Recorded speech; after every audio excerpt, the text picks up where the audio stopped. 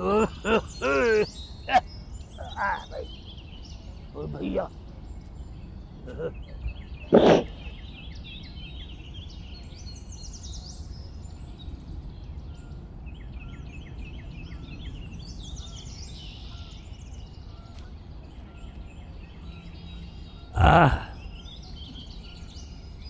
भाई वो खाने वाने का क्या सिलसिला है? वो भूख लगी है, मतलब कुछ खाने को मिल जाए अगर।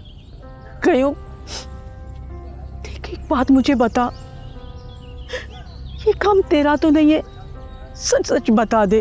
देख तुझे कसम है ऊपर वाले की। बात तो पता चले कि आखिर क्या बात है। पता है तू जानबूझकर भोला बन रहा है, मुझे सब पता है। हमारा इम्तिहान ले रहा है ना तू। पहले क्यों बुझवा रही है? भाई जो बात है वो खुल के बोल दे तू मेरे से। पैसे चोरी हो गए, बक्से में पैसे रखे थे मैंने रॉबी की शादी के लिए जोड़ के। सुबह तक तो थे, मैंने खुद देखे थे अपनी आंखों से। अभी शाम को जैसे वापस आई हूं, 1 रुपया भी नहीं है, कपड़े सब पड़े हुए हैं, ताला भी लगा हुआ है, लेकिन पैसे नहीं है। कहाँ गए पैसे, किसने उठाए?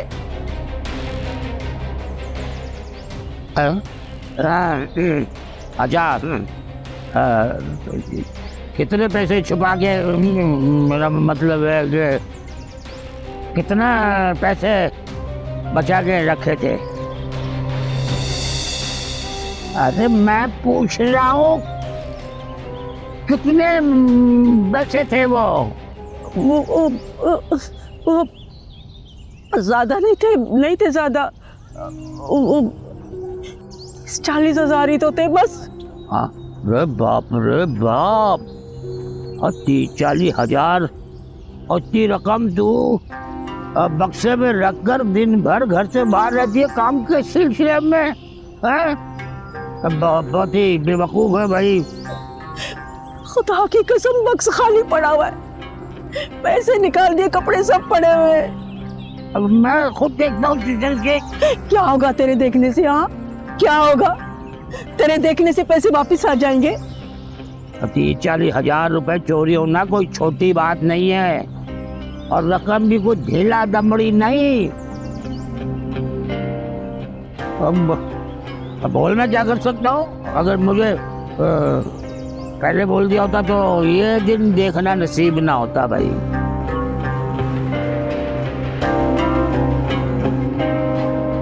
ठीक कयूं, अगर तूने हमें तंग करने के लिए पैसे उठाए ना, तो जो खुदा का वास्ता है, ये दुपट्टा भी मैं तेरे पाँव पे रखती हूँ, पैसे लौटा दे। बस नहीं क्यों, मुझे लगता है ये किसी पराये का काम नहीं है। और ना मैंने तेरे पैसे देखे हैं, और ना मैं ये जानता हूँ कि किसने चोरी किए वो पैसे। कोई सीधी सी बात है, अगर बक्से में पैसे नहीं है तो चोरी हो गए।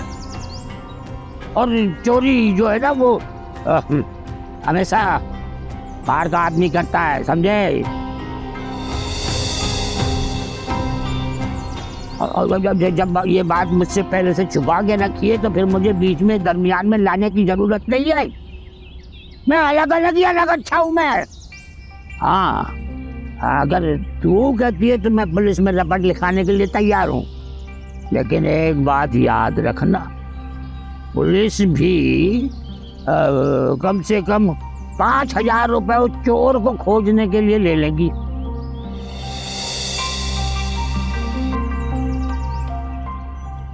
बोल, अगर तू कहती है तो मैं अभी ले चला जाता हूँ। मैं बोल। चोर ढूंढने के लिए पुलिस को पैसे देने पड़ेंगे, कहाँ से भी उसे पैसे दूंगी? कहाँ जाऊं, क्या दुआएं करूं, किस को बोलूं? मुझे तो कुछ समझ में नहीं आ रहा है।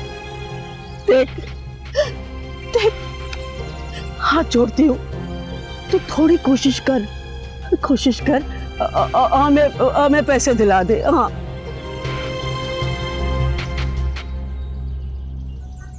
दिला दे पैसे, कसम है तुझे, तुझे भाभी की कसम है। वो मैंने जिन्नात पाल रखे हैं कि मैं चोरी होने वाले पैसे को वापस दिला सकता हूँ। तू बच्चों वाली बातें तू मेरे से क्या कर रही है भाई? अरे मेरे गम ना कर।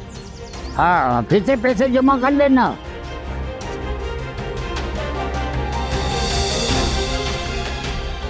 देखो भाई, ये दुआएं देने से चोर पैसे वापस तो नहीं कर देगा, हैं?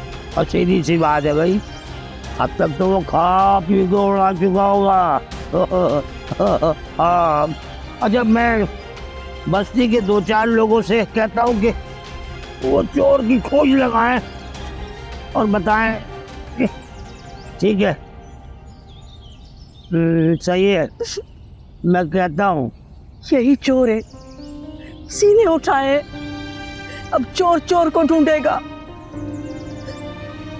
झूठा कहीं का, झूठ बोल रहा है, हमारे तो नसीब ही ऐसे।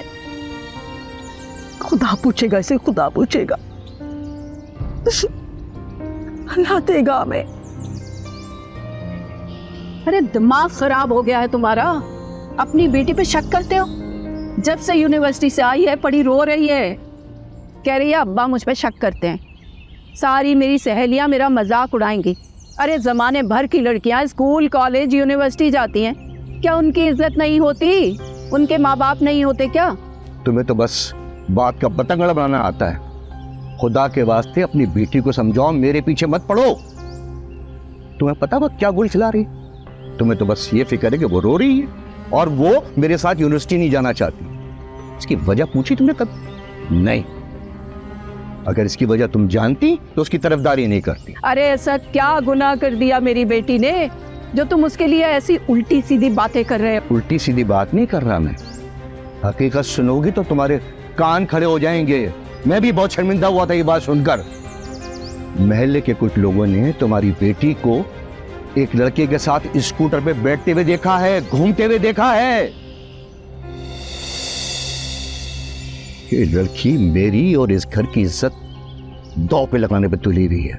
अरे ये तुम कैसी बातें कर रहे हो मेरी मासूम बच्ची के लिए? अरे तुम्हें जरा सा भी एहसास नहीं है? अगर महल्ले से किसी की उंगली उठे तो उसकी उंगलियां तोड़ दो, बजाय इसके तुम खुद उस पे उंगलियां उठा रहे हो। जरा भी एहसास है तुम्हें? बस पूरी दुनिया यकीन करे, तुम मेरी बात पे यकीन नहीं करना। खुदा के लिए मेरी बात पे यकीन करो जुबैदा। देखो रजा, मैं साफ सुथरे अल्फाज में तुम्हें समझा रही, अगर इस घर में रहना चाहते हो ना तो चुप करके कोने में पड़े रहो, हमारे मामलात में दखल अंदाजी मत करो। समझ आई? दिमाग खराब करके रखा है।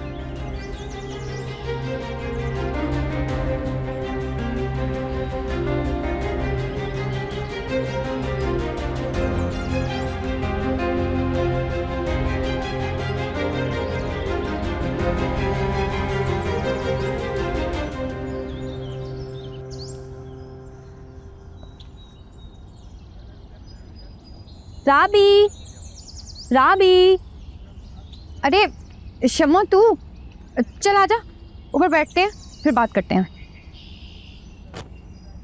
आज तुझे बड़ी जल्दी थी घर आने की?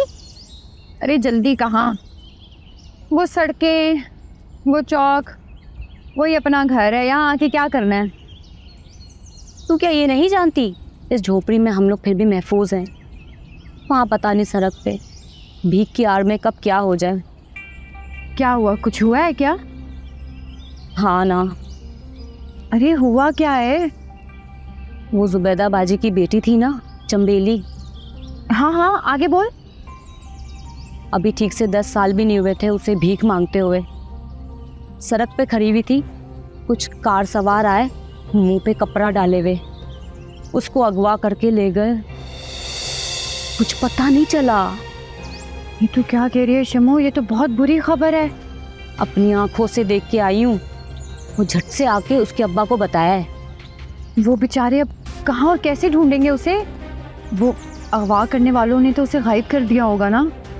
उसके घर वालों को पता लगना चाहिए, इतनी बड़ी वारदात हो गई है। इसके अब्बा को जब मैंने बताया, वो तो दौड़े पुलिस स्टेशन। हाँ, अब तो पुलिस ही उसे ढूंढेगी। उसका अब्बा बेचारा कहाँ ढूंढ सकता है उसे। शहर के हालात ना बड़े ख़राब चल रहे हैं। मैं तो इस वाक़े के बाद डर के मारे वहाँ से भाग आई। मुझसे तो एक पल वहाँ रुका नहीं जा रहा था।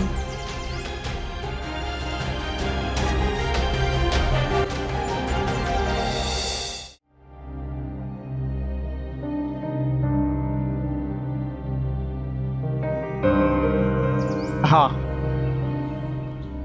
मैं तुम्हारे बगैर जीने का तसव्वुर भी नहीं कर सकता, इसलिए मैंने सब प्लान किया हुआ है।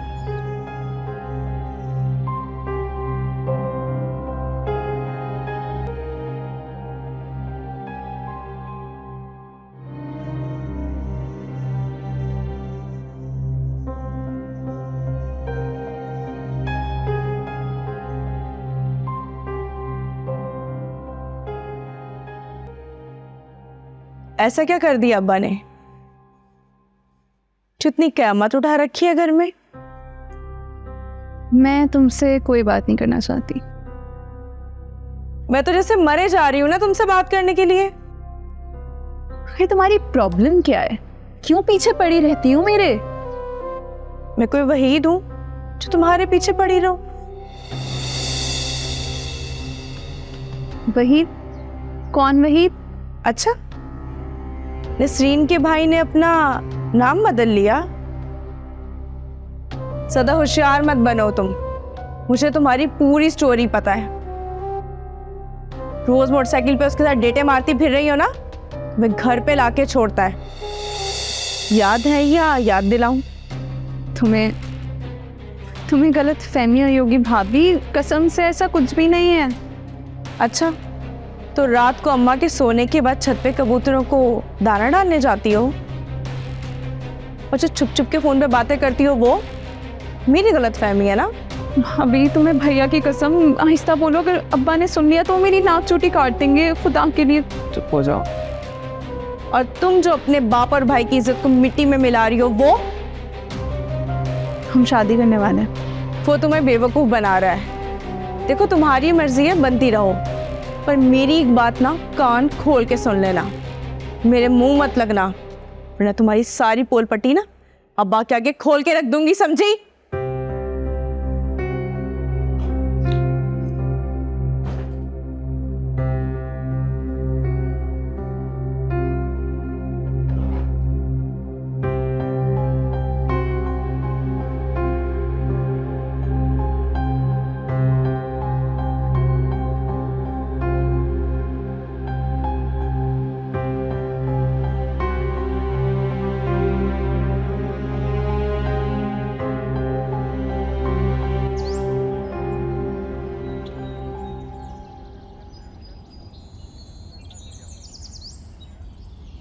ये ले चाय पी।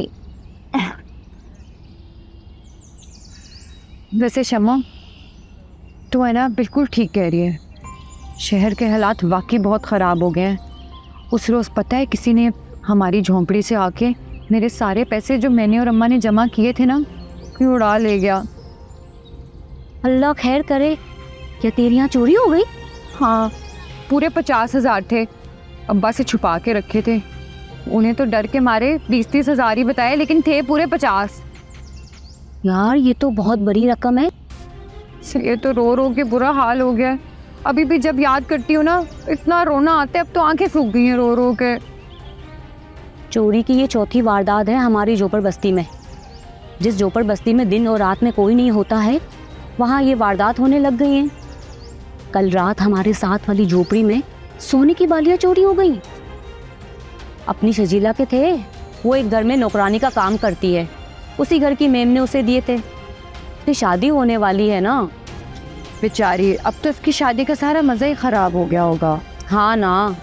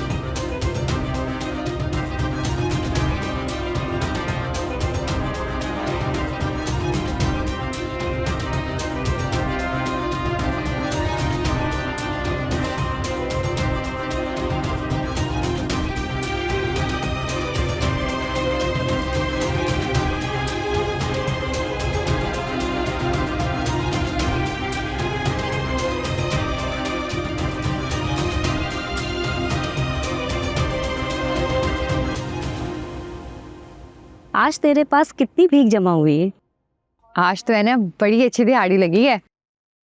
हाँ ना, तेरी जान पहचान बहुत है ना, इसलिए लोग तुझे दिल खोल के भीख देते हैं। और मुझे देख, सुबह से अभी तक सिर्फ 2000 हुए हैं। वो इसलिए क्योंकि मैं ना सबसे बना कर रखती हूँ। भले उनके दिल की हसरत पूरी ना करूँ, लेकिन उनको इस खुशफहमी में मुब्तला रखती हूँ कि एक ना एक दिन उनके काम ज़रूर आऊँगी। इसी खुशी में वो मुझे पैसे दे देते हैं। और वैसे भी उनको भी पता है कि इसी चौक के मुस्तकिल मकीन है हम, कहाँ जाना है हमने। तू वाकई ना बहुत चालाक है, कोई मुकाबला नहीं है तुझसे मेरा। अच्छा, मैंने सुना है तू कल फैनी से मिलने अस्पताल गई थी। कल पूछना भूल गई थी मैं तुझसे। हाँ, गई थी उससे मिलने। शायरी ठीक नहीं है, बस मौत के करीब करीब ही है। 2 दिन की मेहमान है वो। तुझे बताया उसने अपने बारे में? तू जिस आंटी की बात कर रही थी ना, उसने फेनी और शब्बो को ना पैसों की लालच देके जिस्म फरोशी के धंधे पे लगा दिया। तभी तो उसको ये बीमारी हुई है।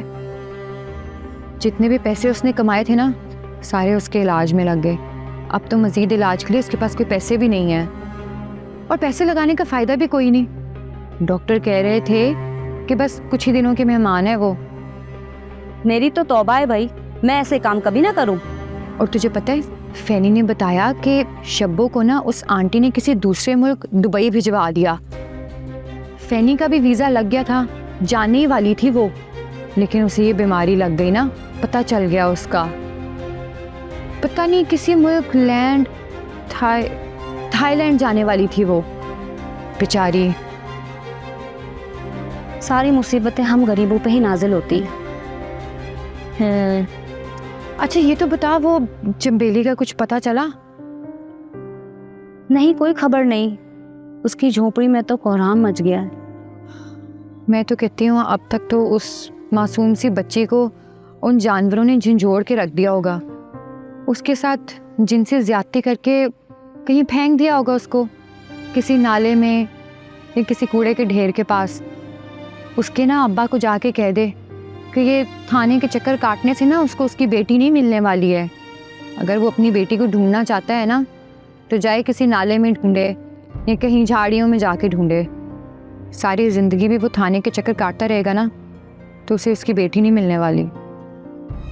जो भी लड़की अगवा हो जाती है ना, वो उनकी जिनसी ज़रूरत भी पूरी करती है और उनके हाथों मर भी जाती है।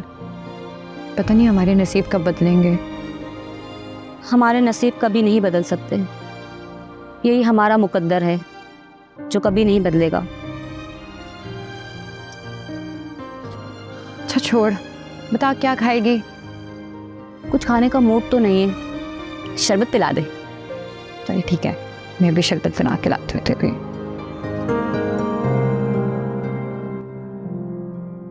फरीद, फरीद। जी बेगम साहिबा। ये सुबह सुबह नीचे क्या शोर शराबा हो रहा है? कौन है वो? माली की बेटी है। माली की बेटी? उसे क्या प्रॉब्लम हो गई? वो सर्वेंट क्वार्टर में एक आदमी बने, उसे देख के डर गई थी। सर्वेंट क्वार्टर में आदमी? जी बेगम साहिबा, वो माली ने भी जाके देखा है, वहाँ एक आदमी रस्सी में बंधा हुआ है। मेरे बंगले के सर्वेंट क्वार्टर में एक आदमी रस्सियों में बंधा हुआ है? ये कैसे हो सकता है? तुम जाओ जल्दी से और फौरन उसे मेरे पास लेकर आओ। जाओ। जी बेगम साहब।